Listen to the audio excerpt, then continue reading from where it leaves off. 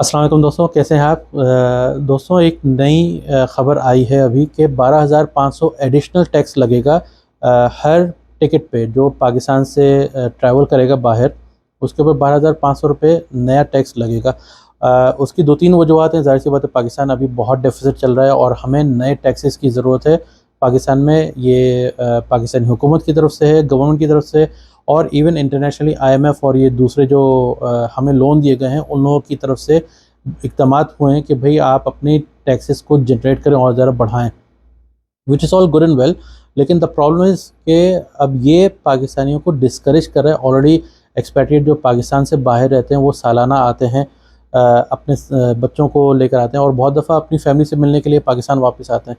अब वो उनके लिए और ज़्यादा बड़ा बर्डन हो जाएगा और वो डिस्करेज करेगा उनको पाकिस्तान आने से। आपकी बहुत बड़ी एक इनकम जो है गवर्नमेंट की, वो पाकिस्तानी एक्सपेट्रिएट से होती है जो अपनी रेमिटेंसेस भेजते हैं। तो आप अपनी एक बहुत बड़ी इनकम जनरेटर को आप डिस्करेज कर रहे हैं पाकिस्तान में पैसा लगाने से। तो ये लॉन्ग टर्म के लिए जो है बहुत ख़तरनाक हो सकता है पाकिस्तान के लिए। शॉर्ट टर्म के लिए ऑफ कोर्स आपको पैसे मिलेंगे, लेकिन लॉन्ग टर्म के लिए आप डिस्करेज कर रहे हैं पाकिस्तानियों को अपने मुल्क में आने से। अच्छा, फिर दूसरा पॉइंट ये आ रहा था कि हम लोग प्रमोट कर रहे हैं सियाहत को, टूरिज़्म को, और हम लोग चाहते हैं कि लोग बाहर से आएँ। ज़ाहिर सी बात है, इससे हमारी इमेज एक प्रमोट होती है, इंटरनेशनली हमारी रिकग्निशन होती है कि पाकिस्तान टूरिज़्म के लिए बहुत अच्छा मुल्क है, और उससे हमारी ज़ाहिर सी बात है शोहरत होती है, हमारी अच्छी इमेज जाती है दूसरे ममालिक में। लेकिन जब आप डिस्करेज कर रहे हैं ऐसे कि आप उन पे नए-नए टैक्स लगाए जाते हैं, दूसरे ममालिक में तो इनसे टैक्सेस को हटाया जाता है कि आप प्रमोट करें टूरिज़्म को।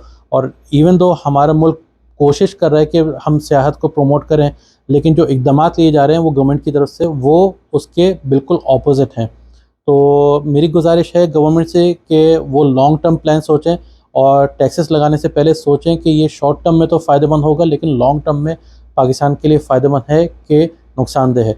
उम्मीद है हम आपको हमारी वीडियो इन्फॉर्मेशनल लगी होगी, और अगर आपको लगी है तो प्लीज़ लाइक एंड सब्सक्राइब, और अगली दफ़ा तक के लिए अस्सलाम वालेकुम।